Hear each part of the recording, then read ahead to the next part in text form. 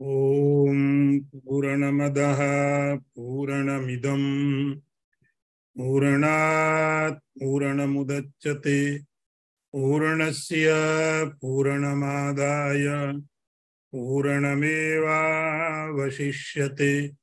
ओम शांति शांति शांति। शंकरं शंकराचार्यं केशवं वादरायणं सूत्रभाष्यकृतौ वन्दे भगवन्तौ पुनः पुनः। ईश्वरो गुरुरात्मेति मूर्तिभेदविभागिने व्योमवद्व्याप्तदेहाय दक्षिणामूर्तये नमः। ओम शांति शांति शांति। नारायणं नमस्कृत्य नरं चैव नरोत्तमं देवीं सरस्वतीं व्यासं ततो जयमुदीरयेत। ओम शांति शांति शांति।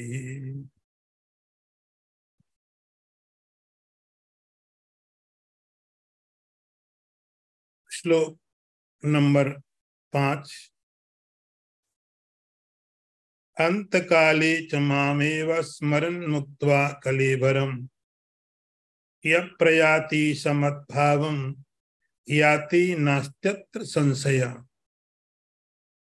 अर्थ देखिए, जो मनुष्य अंतकाल में भी मेरा स्मरण करते हुए शरीर छोड़कर जाता है वह मेरे स्वरूप को ही प्राप्त होता है, इसमें कोई संदेह नहीं है। अर्थ एक बार फिर देख लें। भगवान कहते हैं, अर्जुन, जो मनुष्य अंतकाल में भी मेरा स्मरण करते हुए शरीर छोड़कर जाता है वह मेरे ही स्वरूप को प्राप्त होता है, इसमें कोई संदेह नहीं है। 7वें अध्याय के अंतिम में भगवान ने अर्जुन को बोला, अंतिम समय में भी यदि कोई स्मरण करता हुआ मुझे शरीर को छोड़ता तो मुझे प्राप्त होता, लेकिन मुझे पूरा जानना चाहिए, उसको कृष्ण संपूर्ण रूप से मुझे जाने। और उस समय भगवान ने कुछ नाम दिए थे। उन नामों के कारण अर्जुन के मन में 7 तरह के प्रश्न उठे थे। 7, तो जिनमें 6 प्रश्नों का उत्तर हम लोगों ने सुन लिया। 2 श्लोकों में भगवान ने अर्जुन के 6 प्रश्नों का उत्तर दे दिया। अब आखिरी प्रश्न अर्जुन का जो था कि प्रयाण काले च कथम, आपको कोई शरीर को छोड़ते समय प्रयाण काले च कथम गेयोसी नियतात्म भी, ये 7वां प्रश्न था। अब आप ऐसे समझ सकते हैं, 7वें प्रश्न का उत्तर आगे सब पूरे अध्याय में दिया गया। ये प्रश्न भी बहुत महत्वपूर्ण है, उसका उत्तर भी फिर इसलिए बहुत महत्वपूर्ण है।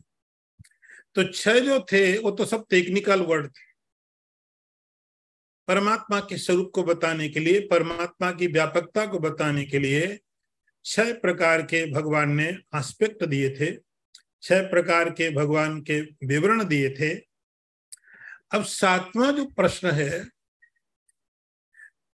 कि जब कोई व्यक्ति शरीर छोड़ते हुए भी मेरा स्मरण करता है तो मुझे प्राप्त होता है, ऐसा भगवान ने कहा।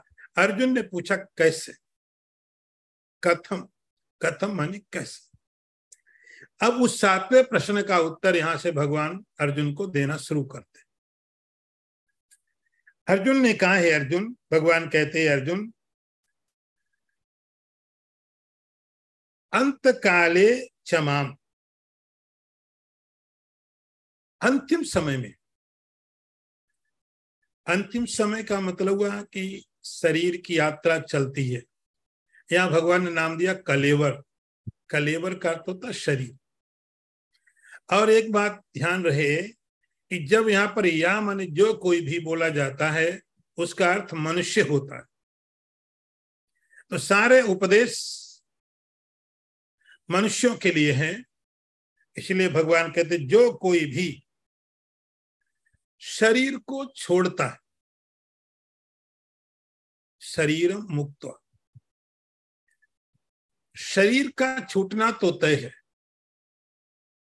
शरीर का जाना तो तय है, लेकिन कोई व्यक्ति ऐसा होता है, इतनी तैयारी करता है कि शरीर उसका छूटता नहीं है, वो छोड़ देता है।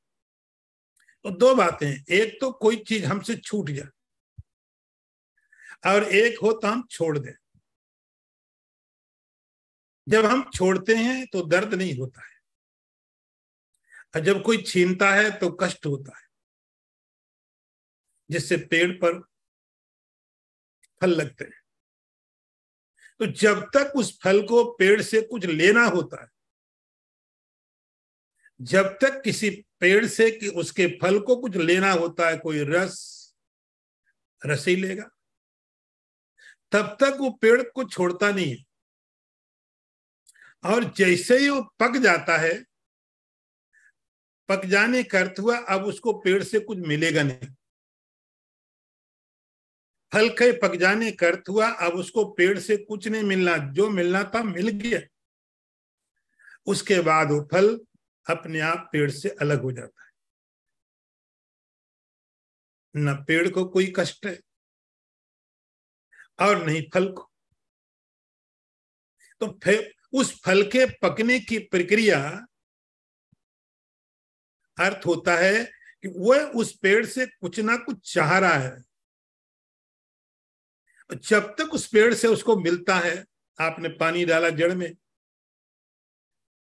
और वो पानी जाके उस फल को मिला, तो जब तक उस फल को पेड़ से कोई रिक्वायरमेंट है तब तक छोड़ेगा नहीं। ना फल छोड़ेगा ना पेड़ छोड़ेगा। लेकिन जब उसकी रिक्वायरमेंट पूरी हो गई, मुझे कुछ नहीं चाहिए, इसको बोलते हम लोग फल पक गया। बस इतनी प्रक्रिया होनी थी, इतना ही संबंध था उस फल और पेड़ के बीच में। बस पकने की प्रक्रिया होनी थी, पक गया, दैट्स ऑल। अब कुछ नहीं चाहिए, फिर आराम से वो फल वहां से नीचे गिर पड़ता है। आप तोड़ो या मत तोड़ो,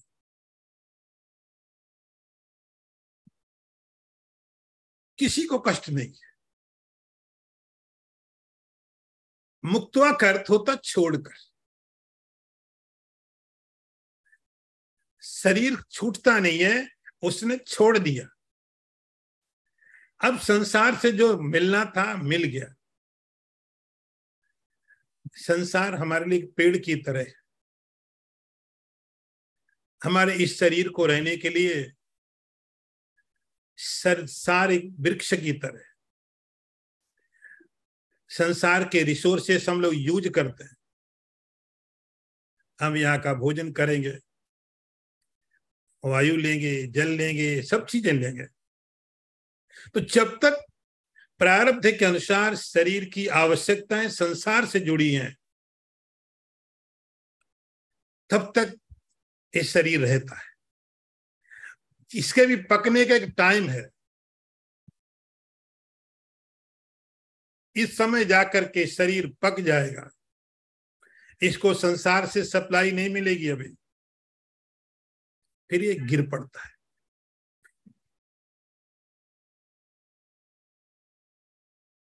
मुझे संसार से अब कुछ नहीं चाहिए, ये बात समझ में आ गई। मेरे अस्तित्व के लिए, मेरी सत्ता के लिए, मुझे रहने के लिए, मैं बिना संसार की सत्ता के भी रह सकता हूं। तो अभी तक मेरी समझ ये कहती थी कि मुझे रहना है तो मुझे भोजन भी चाहिए, मुझे रहना है तो पानी भी चाहिए, मुझे रहना है तो घर भी चाहिए, मेरे अस्तित्व के लिए मुझे ये भी चाहिए, ये भी चाहिए। तो मैं संघर्ष करता। लेकिन जब ये बात समझ में आ गई कि मुझे अपने होने के लिए किसी की आवश्यकता नहीं है, इसको बोलते स्थिति पक गई। भगवान कहते हैं कलेवरम मुक्त्वा अब इस शरीर को छोड़ता है। अंतिम समय, अंतकाले भगवान कहते हैं ये उसका अंतिम समय। अंतिम समय में शरीर को छोड़ता है, मरता नहीं है।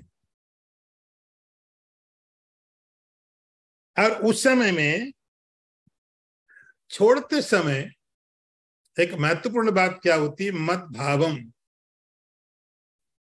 वह मेरे ही भाव को, मेरे साथ अपने को जोड़ के रखता है कि मेरा होना संसार के अधीन नहीं है, मेरा होना पदार्थों के अधीन नहीं है, मेरा होना किसी के अधीन नहीं है।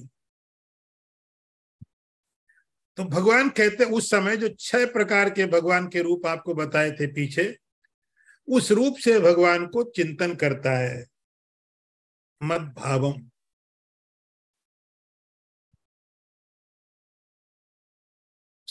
जो 6 प्रकार के अधिभूत, अधियज्ञ, अध्यात्म,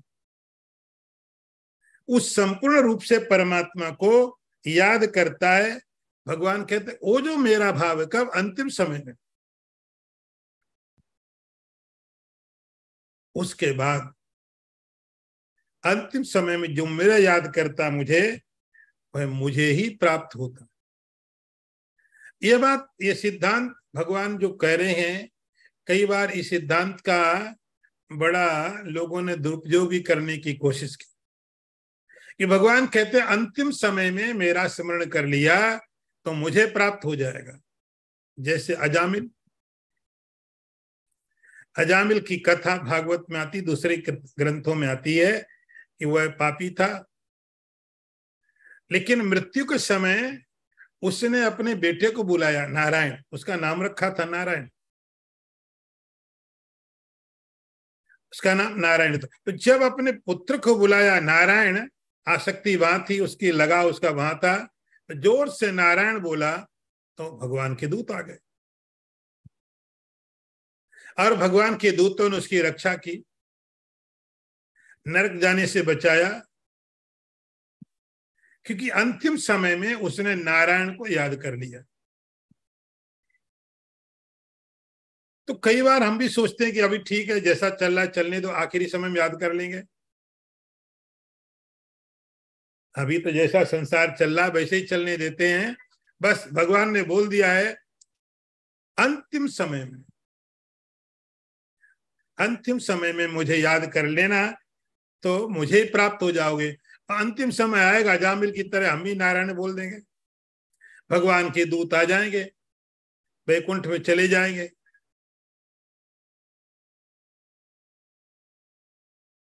नास्ति अत्र संशय, भगवान के इसमें कोई संदेह नहीं है। अंतिम समय में मेरा स्मरण करने वाला मुझे प्राप्त होता, इसमें कोई दो राय नहीं। लेकिन अंतिम समय बड़ा मुश्किल का समय है। अंतिम समय, एक महात्मा ने लिखा, परमात्मा की प्रार्थना करते करते उसने भगवान से प्रार्थना की, कृष्ण त्वदीय पद पंकज मान शंबे अद्यैव में विशतमान सराजहंस, प्राण प्रयाण समय कफवात पित्तौ कंठावरोधन विधौ स्मरणम कुतस्ते। उसने भगवान की प्रार्थना करते भगवान को बोला, हे कृष्ण, मैं चाहता हूं मेरा जो मन है आज ही आपके चरणों में अभी लग जाए, अभी लग जाए। मैं इंतजार नहीं करूंगा, मैं वेट नहीं करूंगा कि अंतिम समय में आपके चरणों में लगाऊंगा अपना मन, क्योंकि मैंने देखा है कि जब अंतिम समय होता है, जब शरीर छूटने का समय होता है, प्राण प्रयाण समय, उस समय हमने बहुत लोगों को देखा है। महात्मा ने भगवान से प्रार्थना में कहा, बहुत लोगों को देखा है जब उनका प्रयाण का समय था, जाने का अंतिम समय था, गले में कफ आ जाता है, बात आ जाता है, कफवात पित्त, शरीर में कफ, कभी वात, कभी पित्त।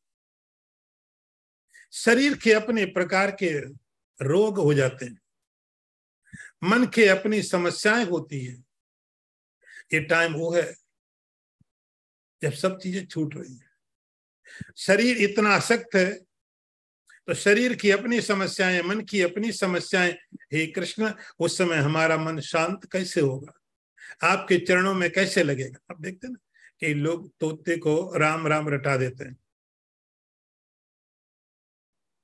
तोते को राम राम राम राम रटता रहता हो। यदि उस तोते को कभी बिल्ली पकड़ती है ना, जब बिल्ली पकड़ती तो राम राम नहीं कर पाता, कुछ भी निकलता मुंह से राम को छोड़कर। परमात्मा श्री कृष्ण कहते अर्जुन ये बात गारंटीड है कि अंतिम समय में यदि मेरा स्मरण कर लिया तो मुझे प्राप्त होगा, कोई दो राय नहीं। लेकिन ऐसा सोच करके हम निश्चिंत नहीं हो सकते हैं कि अभी तो जैसा जीवन चल रहा चलने देंगे, अंतिम समय आएगा और उस समय बस एक बार नारायण बोल दिया। परमात्मा श्री कृष्ण कहते इसमें कोई संशय नहीं है। लेकिन आगे का मंत्र देखिए,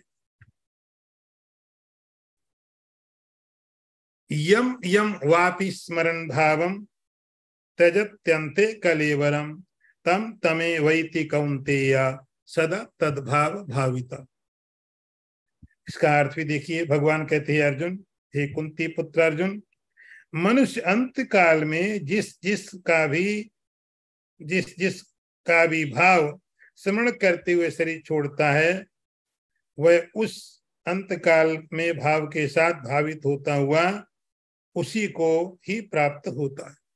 अर्थ एक बार और समझ लें, बहुत ही महत्वपूर्ण भगवान स्टेटमेंट दे रहे हैं। हे अर्जुन, अंतिम समय में जिस जिस भी भाव का स्मरण करते शरीर छोड़ता है, वह उस भाव से सदा भावित होता हुआ उसको ही प्राप्त होता है। तो परमात्मा श्री कृष्ण ने कहा अर्जुन देखो, अंतिम समय बहुत महत्वपूर्ण है, सारे जीवन का निचोड़ है, पूरे जीवन की मैच्योरिटी है अंतिम समय। उसके बाद तो समय है ही नहीं। वो जो समय अंतिम वाला है वो हमारे पूरे जीवन का इसेंस है। गारंटीड है, भगवान कहते हैं निश्चित समझो, यदि मेरा स्मरण करते किसी ने शरीर को छोड़ा तो मुझे प्राप्त होगा, कोई संदेह नहीं। लेकिन ये महत्वपूर्ण समय है, उस महत्वपूर्ण समय में मेरे को छोड़ के दिया और का स्मरण हो गया तो यम यम वापि स्मरण भावम। उस अंतिम समय में जैसे कोई व्यक्ति फोटो खिंचाने को बैठा, फोटो के लिए बैठा और तुरंत अब उसने रेडी वगैरह बोल दिया, रेडी भी हो गया, इतने में कान में आके आंख में आके एक जगह पर आके मक्खी बैठ गई, उड़ाने गया, क्लिक कर दिया। तो जहां पर आपका हाथ रुका है, जैसे ही क्लिक किया आपका सारा पोस्चर वैसे ही आने वाला है जो आपका लास्ट मोमेंट में। मृत्यु एक तरह का समझो कैमरे की क्लिकिंग है।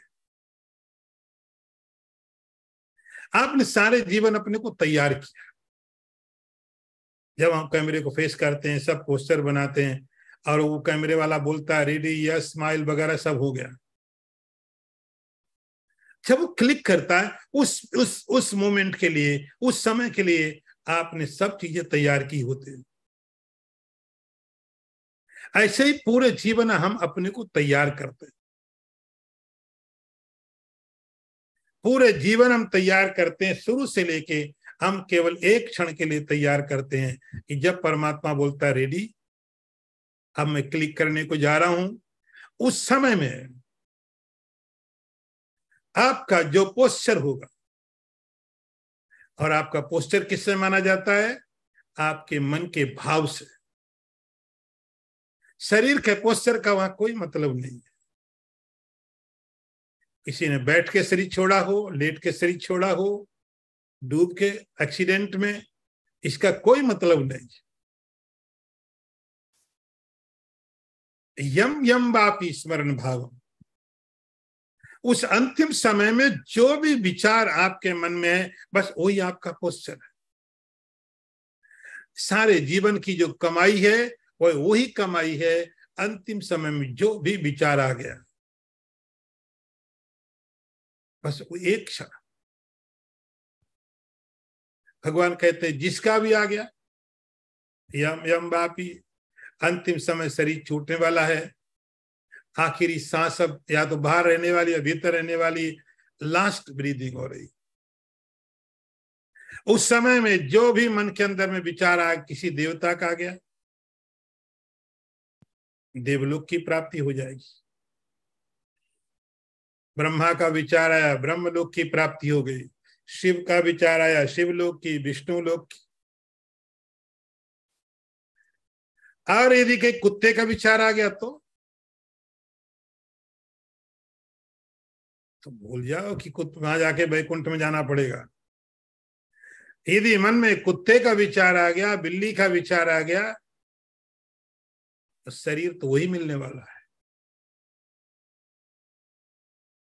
और इसके लिए पुराणों में दृष्टांत भरे पड़े। जड़भरत नाम के राजा बहुत बड़े ऋषि थे, बहुत बड़े ऋषि थे, राजा थे बहुत बड़े, जिनके नाम पर पूरे देश का नाम भारत वर्ष पड़ा।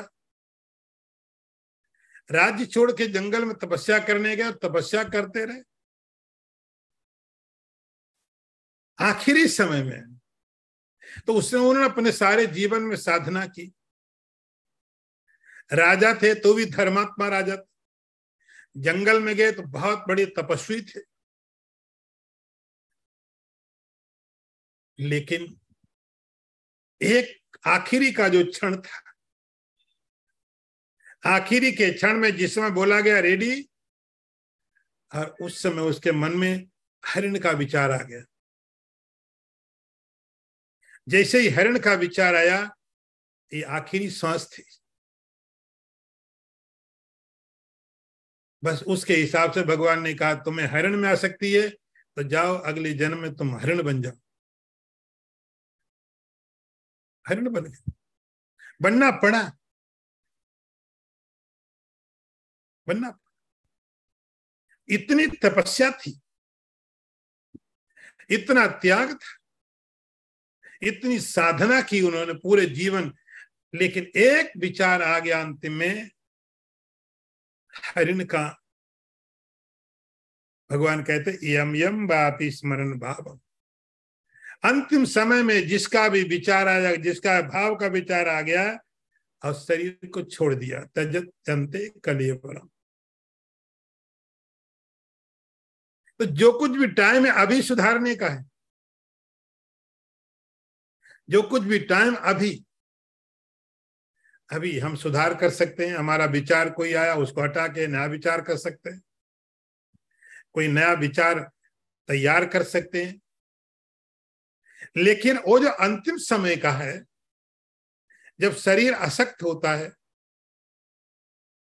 इंद्रियां अशक्त होती है, शरीर में बहुत पीड़ा हो सकती है, संसार में आसक्ति बहुत है, तो ये सब चीजें ऐसी हो जाती हैं, उस समय में चित्त काम नहीं करता ठीक से,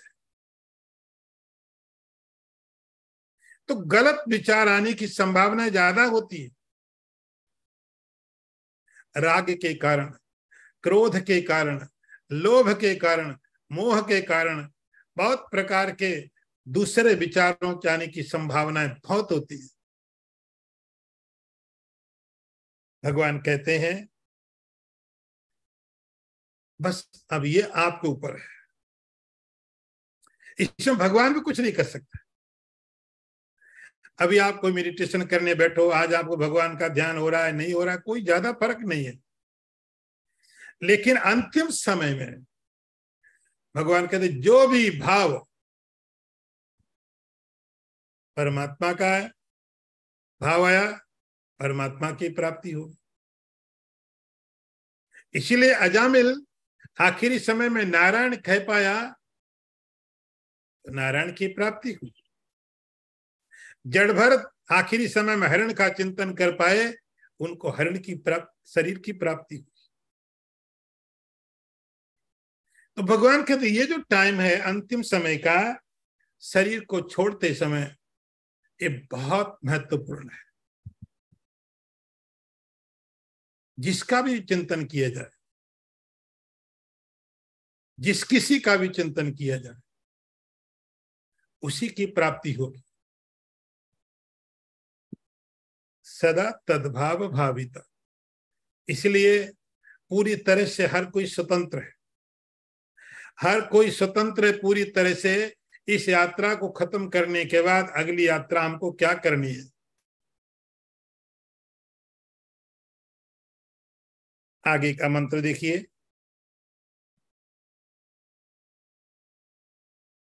तस्मात् सर्वेषु कालेषु माम अनुस्मरयुध्य च मयि अर्पित मनोबुद्धिर मामे वैश्य संशयम। अर्थ देखिए, भगवान कहते हैं अर्जुन, इसलिए सब समय में मेरा स्मरण कर और युद्ध भी कर, मुझ में मन और बुद्धि अर्पित करने के कारण निसंदेह तुम मुझे ही प्राप्त होगे। अर्थ एक बार और समझ लीजिए। भगवान कहते तस्मात्, इसलिए सब समय में मेरा स्मरण कर और युद्ध भी कर, मुझ में मन और बुद्धि अर्पित करने वाला तुम निसंदेह मुझे ही प्राप्त हो जाओगे। भगवान ने अभी तक एक सिद्धांत बताया, अभी तक भगवान ने एक सिद्धांत बताया कि नियम क्या कहता है। अंतिम समय में जो अंतिम मति गति, महात्मा लोग ऐसा बोलते हैं, अंते मति सा गति। अंतिम समय में जैसी मति होती है, जैसी बुद्धि में विचार होते हैं, अगला यात्रा का जो क्रम है वहीं से शुरू होता है। अब ये कहने के बाद भगवान कहते तस्मात्, इसलिए हे अर्जुन, इसलिए सर्वेषु कालेषु माम अनुस्मर, सभी समय में मुझे याद करो। भगवान को कह देना चाहिए अपना जो भी करना है करो, आखिरी समय मेरा याद कर लेना मुझे। भगवान कहते नहीं, सर्वेषु काल, सभी समय में। क्योंकि पता नहीं कौन सा समय आखिरी समय है। ये बात पूरी तरह रहस्य है, ये बात किसी को कभी भी मालूम नहीं पड़ती है। ये केवल ईश्वर को मालूम है कि कौन सा समय हमारे इस शरीर के लिए अंतिम समय है। कई बार लोग कहते हैं कि इतनी छोटी उम्र में मर गया। एक कोई मरने की उम्र थी? मरने की कोई उम्र नहीं होती। शरीर है, बस एक बात तय है कि छूटना तय है। अब वो समय तय नहीं है,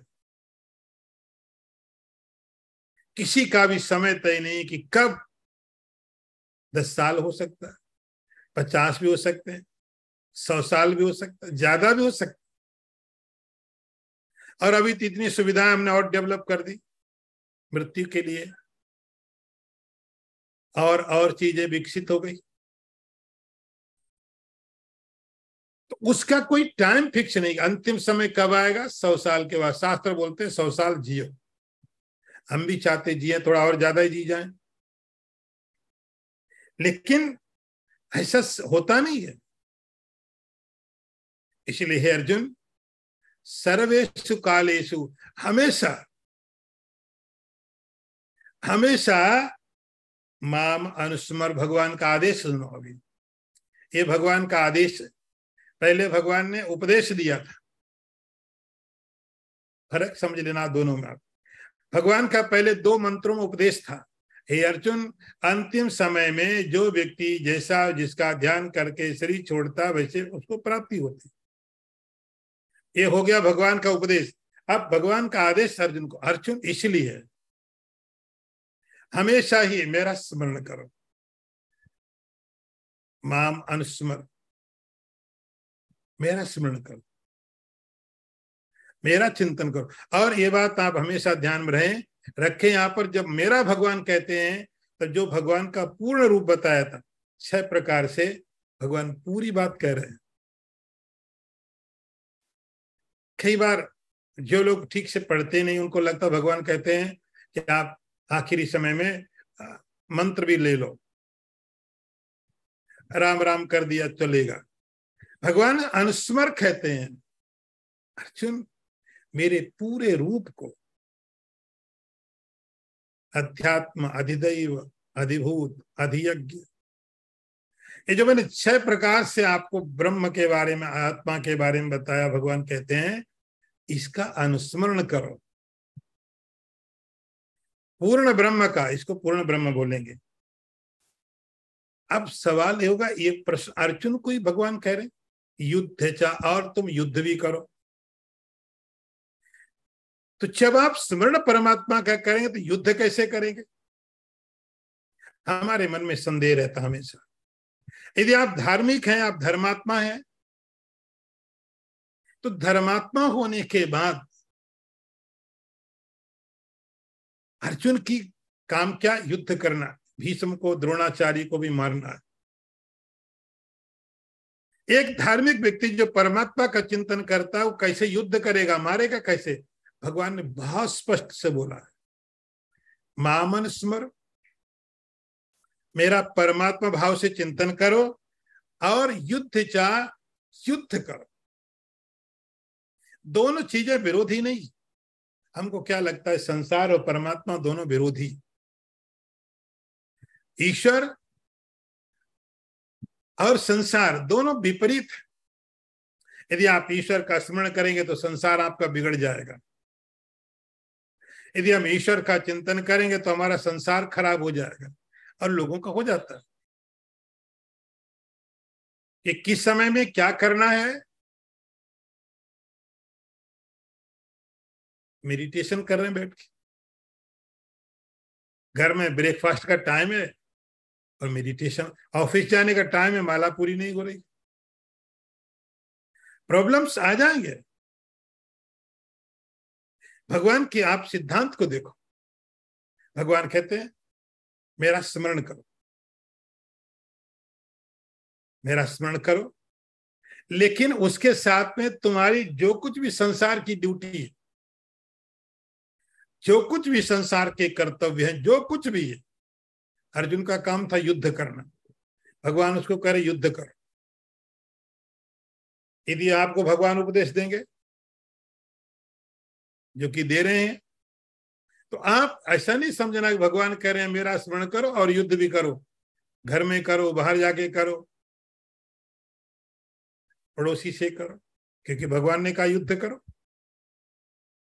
नहीं, भगवान ये नहीं कह रहे युद्ध करो, भगवान कह रहे जो तुम्हारा ड्यूटी संसार में, अपनी ड्यूटी को समय से और बहुत अच्छी तरीके से युद्ध करो। आपको ऑफिस जाना है तो आप ऑफिस के लिए आपका वही काम है। भगवान कहेंगे मेरा स्मरण करो। तो अपने स्तर को 2 तरह से जीवन को सीखना पड़ेगा। एक तरीका है संसार के लिए, ये संसार भी परमात्मा का रूप है, जो बात आपको पीछे बताई। तो शरीर के द्वारा संसार की जो ड्यूटी है, जो काम है, जो कर्तव्य है संसार के लिए, वो मैं करूंगा। लेकिन मन के द्वारा, ये बाहर का संसार हमारे मन के रूप से संसार अंदर में रहता है। बाहर उसका नाम संसार है, अंदर उसी का नाम मन है। फर्क इतनी। हम बाहर उसको जगत बोलते हैं, अंदर उसी का नाम मन होता है। पूरा संसार अंदर में बैठा। भगवान कहते उसको अंदर बैठाने की जरूरत नहीं, वो काम उसका बाहर है, जिसका जहां काम उसको स्थान दो। वही युद्ध चाह तो संसार के कामों में परमात्मा की साधना में विरोध नहीं। अर्जुन की समस्या यही थी, उसको लगा दोनों विरोध है, युद्ध करना अपराध है, पाप, मैं सन्यासी हो जाऊंगा। भगवान कहते हैं वो पाप नहीं है, विरोध नहीं है, केवल अलग अलग काम अलग अलग जगह से करो, स्मरण करना मेरा और कर्तव्य करने संसार के। युद्ध चाह मयि अर्पित मनोबुद्धि। ही अर्जुन, भगवान और स्पष्ट किया, अपनी मन, अपना मन और अपनी बुद्धि ये मुझे अर्पित कर दो। मन संदेह करेगा तो आप संदेह करो, आप निर्णय लो, चिंतन करो। वेदांत में इसको बोलते जाएगा मनन और निधिध्यासन, जिसको भगवान मयि अर्पित मनोबुद्धि बोलते हैं। अपनी मन और बुद्धि मुझ में अर्पित कर दो। यदि आप वेदांत की भाषा में समझेंगे तो मनन और निधिध्यासन, मन के द्वारा मनन करो तो मन परमात्मा के बारे में सोचता रहेगा, बुद्धि परमात्मा के बारे में निर्णय लेगी। संसार के लिए कर्तव्य करो। ये संसार परमात्मा के विरोध में नहीं है। आपका कोई भी कर्तव्य, आपकी कोई भी ड्यूटी ईश्वर की साधना के विरोध में नहीं है।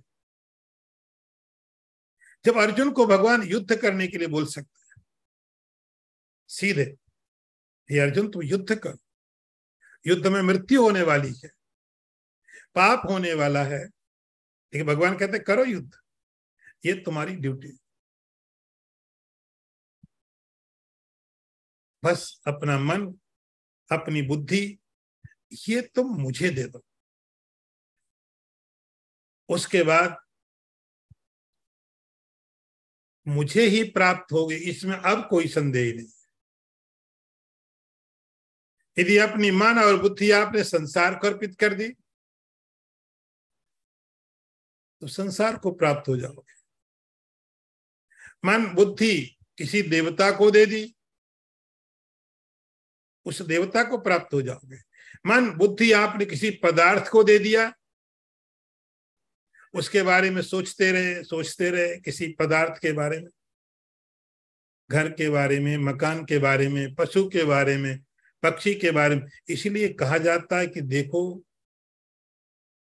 हमेशा ही ध्यान रहे कि बड़े लोगों का साथ करना चाहिए, बड़े व्यक्ति का साथ करना चाहिए। जो आप हमसे श्रेष्ठ है उसका साथ करने का मतलब है, हो सकता है एक ये भी ऑप्शन हो जाता है, उसी का विचार आ जाए अंतिम समय में। इसीलिए कभी भी ऐसा साथ नहीं करना चाहिए जो हमको नीचे की तरफ लेके जाए। भगवान कहते हैं आपके जो कर्तव्य हैं, आपकी जो ड्यूटी है, आप करते रहिए। अपना मन, अपनी बुद्धि ये मुझे अर्पित कर दो। अर्पित करने का अर्थ हुआ हमारा मन ईश्वर के बारे में विकल्प करे, हमारा मन ईश्वर के बारे में संकल्प करे, ईश्वर के बारे में विचार करे, हमारी बुद्धि ईश्वर के बारे में ही निर्णय ले। तो हमारी जो भी अंदर की फैकल्टीज है, मन है, बुद्धि है, ये दोनों ईश्वर के साथ जुड़े रहे। मन का काम विकल्प संकल्प करना, वो करे। बुद्धि का काम निर्णय लेना तो ले, लेकिन किसके बारे में? ईश्वर के बारे में। हे अर्जुन, फिर कोई संदेह नहीं, कोई कारण नहीं है। कितनी गारंटी भगवान दे रहे हैं, कोई ऐसा कारण नहीं है कि तुम मुझे प्राप्त ना हो। ऐसा कोई कारण नहीं है कि तुम्हें मोक्ष की प्राप्ति ना हो, ऐसा कोई कारण नहीं है कि तुम संसार से मुक्त ना हो जाओ अंतिम समय के लिए। अगला मंत्र देखिए,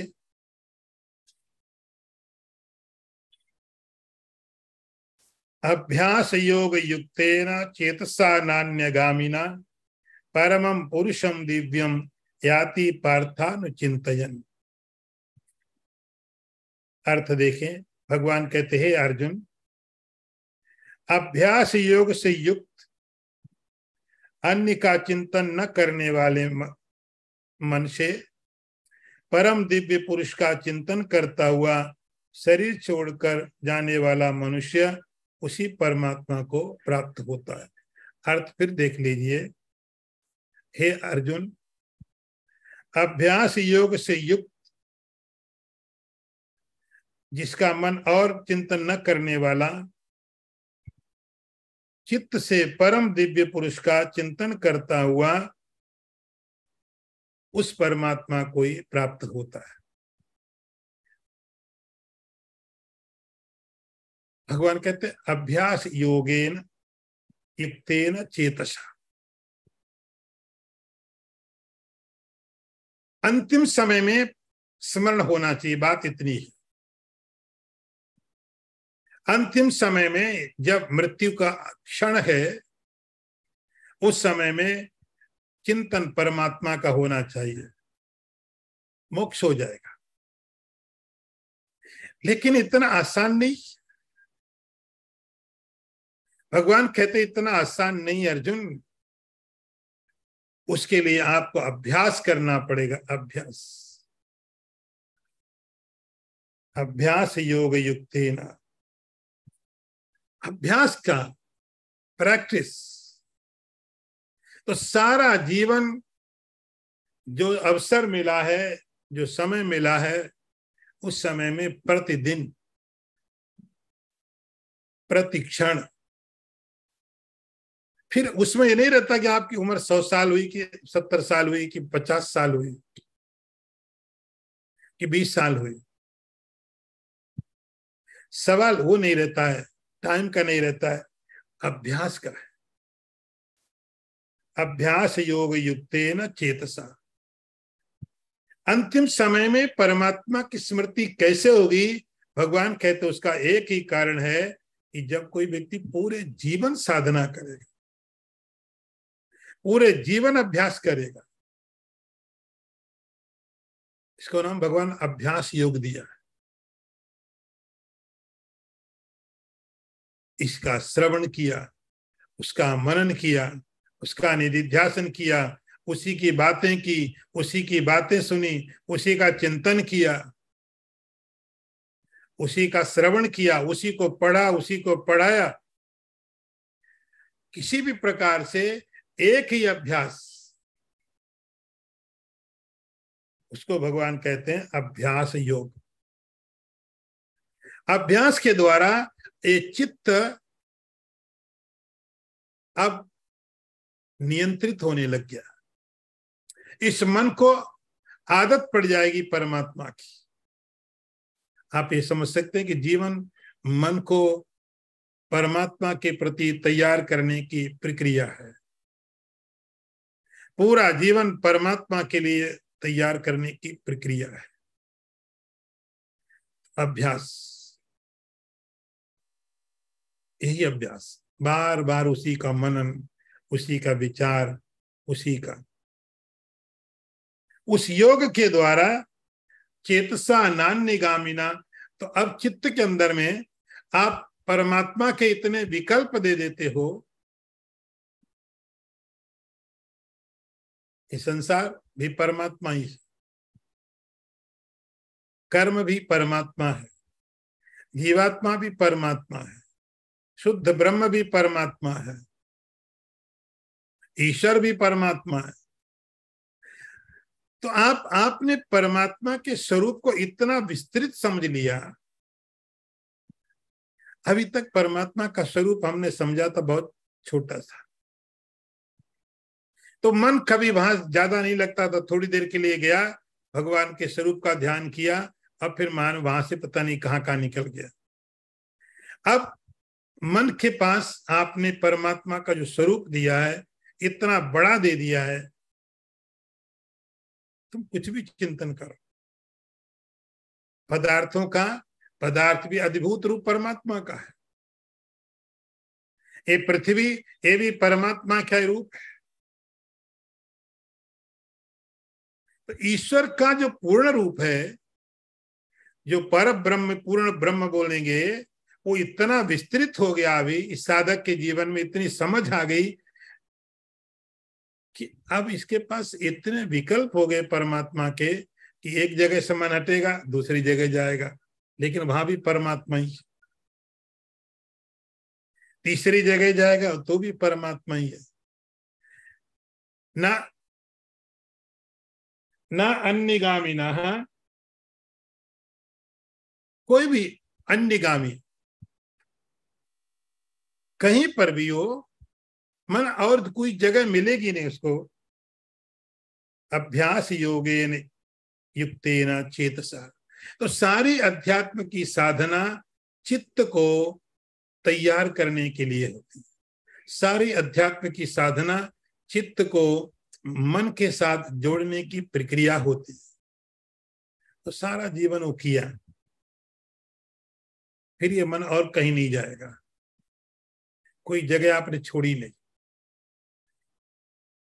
इसीलिए यत्र यत्र मनो याति, जहां जहां भी मन जाए, तत्र तत्र समाधया, जहां कहीं भी जाए परमात्मा है। पहले समस्या थी कि ये भगवान के एक स्वरूप का ध्यान करने लगे तो वहां पर मन नहीं लगा। अब वो समस्या नहीं। अब यहां पर आपको 7वें और 8वें अध्याय में भगवान का जो स्वरूप बताया है, उस स्वरूप में भगवान कहते हैं ये मेरा पूर्ण रूप है, और वास्तव में है। चेतसा नान्यगामिना, अब मन को और कोई जगह है ही नहीं जाने के लिए, तो मन परमात्मा के बारे में ही, मन को समझाने की जरूरत है। गीता का जो संदेश है, गीता का संदेश मन को इतना बड़ा परमात्मा देता है, भगवान का विराट स्वरूप देता। आप ऐसे समझ लो, दो तरीके हैं। एक तो भगवान के सूक्ष्म रूप का आप ध्यान करिए, और दूसरा भगवान का विराट। यहां पर भगवान के विराट रूप की बात कर रहे हैं। भगवान का पूर्ण रूप क्या हुआ? ये संसार भी है, पदार्थ भी है, पति पत्नी परमा, सब कुछ वही है। अंतर्यामी साक्षी जीवात्मा। मन जाएगा किधर? नान्यगामिना का अर्थ ऐसा हुआ यहाँ कि मन और कहीं जाने के लिए बचता ही नहीं, मन को कोई चीजें नहीं बची।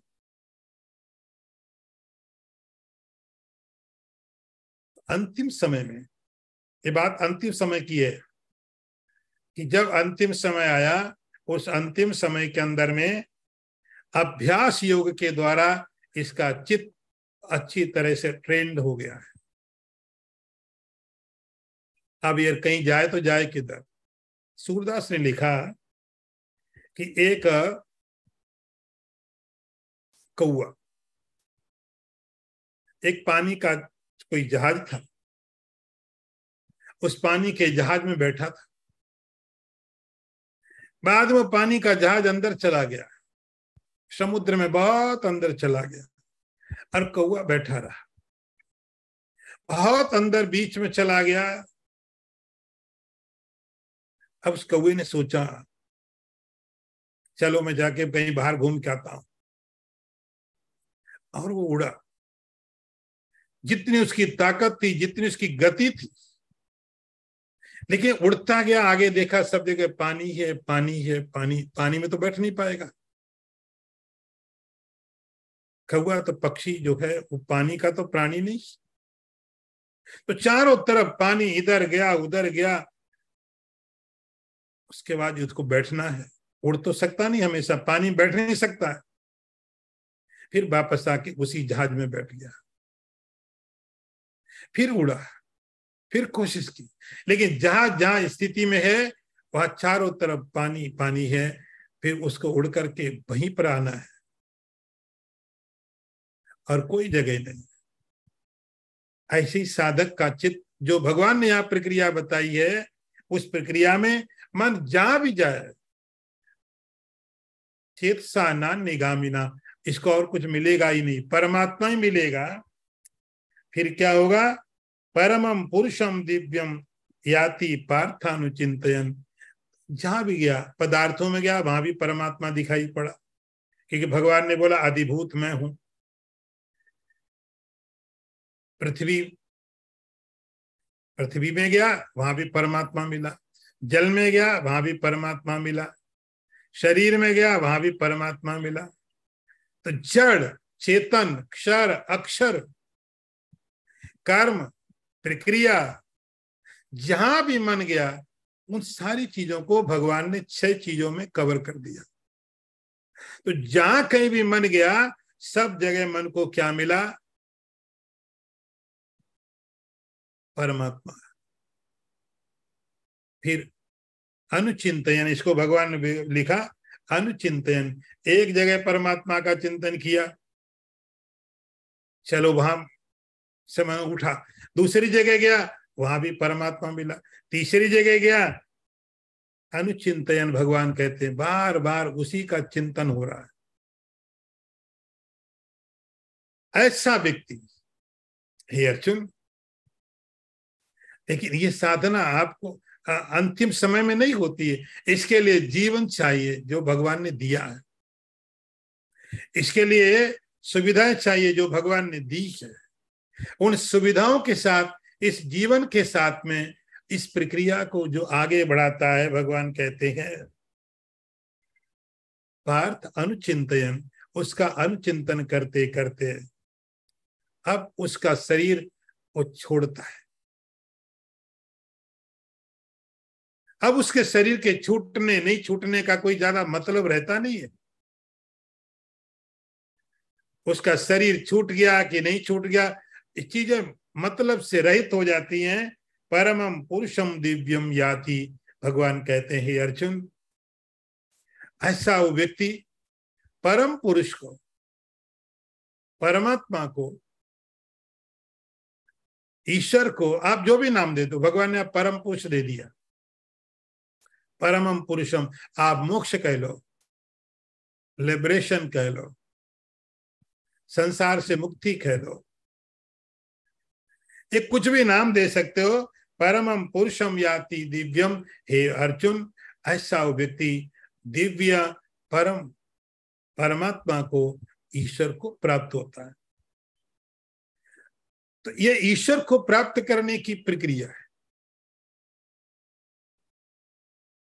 ईश्वर को अंतिम समय में, जो अर्जुन का सवाल था, अंतिम समय में कैसे हम आपको, कोई साधक कैसे प्राप्त करे, तो भगवान ने कहा अंतिम समय में प्राप्त करने के लिए अभी से, इसी जीवन में, इसी समय में मन को धीरे धीरे धीरे धीरे ट्रेंड करना पड़ेगा, अनुचिंतन करना पड़ेगा परमात्मा का। हे अर्जुन, ये व्यक्ति अंतिम समय में परमात्मा को प्राप्त होगा।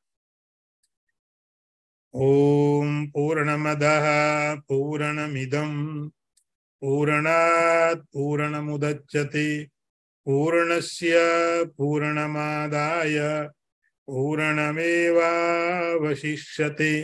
ओम शांति शांति शांति। शंकरं शंकराचार्यं केशवं वादरायणं सूत्र भाष्यकृतौ वंदे भगवन्तौ पुनः पुनः। ईश्वरो गुरुरात्मेति मूर्तिभेद विभागिने व्योमवद्व्याप्तदेहाय दक्षिणामूर्तये नमः। ओम शांति शांति शांति। नारायणं नमस्कृत्य नरं चैव नरोत्तमं देवीं सरस्वतीं व्यासं ततो जयमुदीरयेत। ओम शांति शांति।